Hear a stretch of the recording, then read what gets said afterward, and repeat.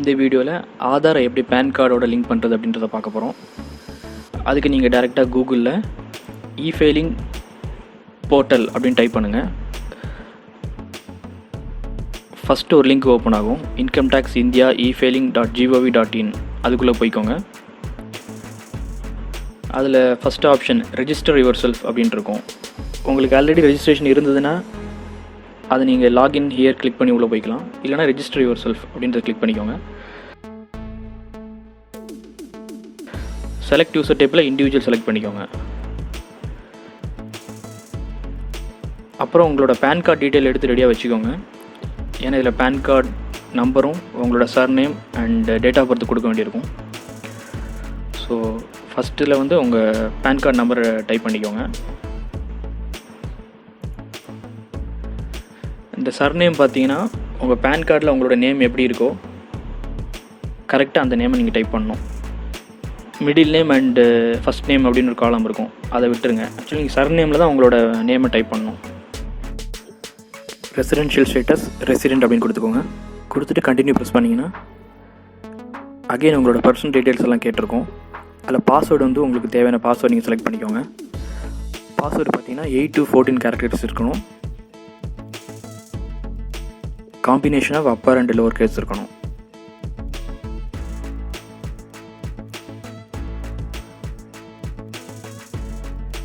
Primary secret question கேட்டிருப்பாங்க. அதில் உங்களுக்கு ஆப்ஷன்ஸ் கொடுத்துருப்பாங்க. உங்களுக்கு தேவையான கொஷின் செலக்ட் பண்ணிவிட்டு அதுக்கான ஆன்சரையும் டைப் பண்ணிக்கோங்க.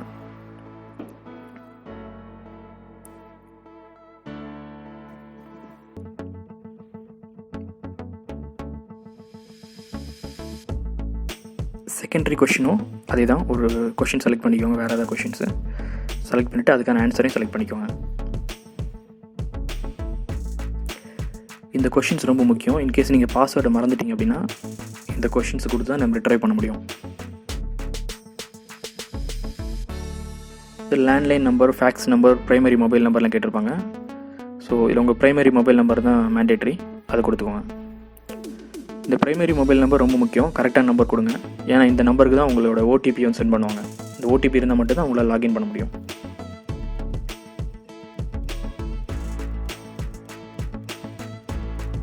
மொபைல் நம்பர் உங்களோடது அப்படின்னா செல்ஃப் கொடுத்துக்கோங்க.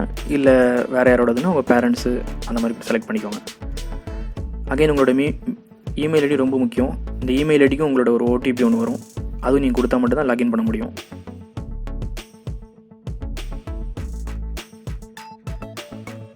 ஸோ இமெயில் ஐடி உங்களோட செல்ஃப் அப்படின்னு கொடுத்துக்கோங்க. அப்புறம் அட்ரஸ் ஆஃப் இண்டிவிஜுவல் கேட்டிருப்பாங்க. ஸோ இதில் உங்களோட அட்ரஸை கம்ப்ளீட்டாக கரெக்டாக ஃபில் பண்ணிக்கோங்க. முடிச்சுட்டு கண்டினியூ கொடுத்துக்கோங்க. ஸோ இப்போ ஒரு பாப்அப் உங்களுக்கு ஓப்பன் ஆகும். OTP will be sent to mobile number and your mail ID அப்படின்றது வருது. ஸோ இந்த நீங்கள் கொடுத்த மொபைல் நம்பருக்கும் மெயில் ஐடிக்கும் ஓடிபி வந்திருக்கும்.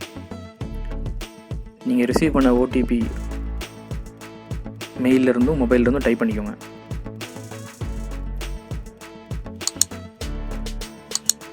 கொடுத்துட்டு வேலிடேட் கொடுத்துக்கோங்க. இப்போ உங்களுக்கு என்ன சொல்லுதுன்னா thank you for registering in e-filing your transaction ஐடின்னு ஒரு ஐடி வந்துருச்சு. ஸோ உங்கள் யூசர் ஐடி பார்த்தீங்கன்னா உங்களோட பேன் நம்பர் தான் உங்களோட யூசர் ஐடி. இப்போ இதில் கிளிக் ஹியர் டு லாகின் அப்படின்றத கிளிக் பண்ணிக்கோங்க. இதில் உங்களோட யூசர் ஐடி உங்களோட பேன் நம்பர் கரெக்டாக கொடுத்துக்கோங்க.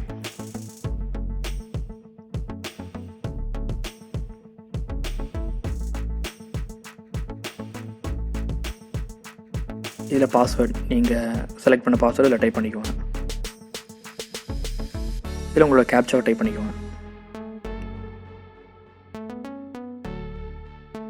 கொடுத்துட்டு லாகின் கொடுத்துக்கோங்க. இப்போ பார்த்தீங்கன்னா டேரெக்டாக எனக்கு ஆதார் பேனோட லிங்க் பண்ணுற பேஜ் ஓப்பன் ஆகிடுச்சு. ஸோ இது ஏன் எனக்கு இப்படி பாப்பப் ஓப்பன் ஆகுதுன்னா இப்போ டிசம்பர் 31 தான் லாஸ்ட் டேட்டு அப்படின்னு அனௌன்ஸ் பண்ணியிருக்காங்க. ஸோ அதனால் ஓப்பன் ஆகிடுச்சு. இன்கேஸ் உங்களுக்கு நீங்கள் லாகின் பண்ணும்போது இது ஓப்பன் ஆகலை அப்படின்னா இதில் பார்த்தீங்கன்னா ப்ரொஃபைல் செட்டிங்ஸ் அப்படின்ட்டு இருக்கும். அதை செலக்ட் பண்ணிவிட்டு லிங்க் ஆதார் அப்படின்றத கிளிக் பண்ணிக்கோங்க. கிளிக் பண்ணிட்டீங்கன்னா நமக்கு அங்கே ஓப்பன் ஆன அதே பேஜ் லிங்க் ஆதார் அப்படின்றது ஓப்பன் ஆகும். இதில் உங்களுக்கு அதே மாதிரி ஆதார் நம்பரையும் நேம் அஸ் பேர் ஆதாரையும் கொடுத்துட்டு லிங்க் பண்ண வேண்டியிருக்கும். நேம் கரெக்டாக ஆதாரில் இருக்கிற மாதிரி அதே ஸ்பெல்லிங் கொடுத்துக்கோங்க. ஸோ இப்போ பேனில் இருக்க நேமும் ஆதாரில் இருக்க நேம் ஸ்பெல்லிங்ஸும் கரெக்டாக இருந்ததுன்னா உங்களுக்கு டேரெக்டாக லிங்க் ஆகிடும். இப்போ லிங்க் ஆகிடுச்சா அப்படின்ற ஸ்டேட்டஸ் செக் பண்ணுறதுக்கு அகைன் இந்த ப்ரொஃபைல் செட்டிங்ஸ்குள்ளே போங்க. லிங்க் ஆதார்ன்ற லிங்கை கிளிக் பண்ணுங்கள். கிளிக் பண்ணிங்கன்னா your PAN is linked to Aadhaar அப்படின்றது உங்கள் ஆதார் நம்பரோட வரும். ஸோ இது வந்துருச்சு அப்படின்னா முடிஞ்சிச்சு உங்கள் ப்ராசஸ்.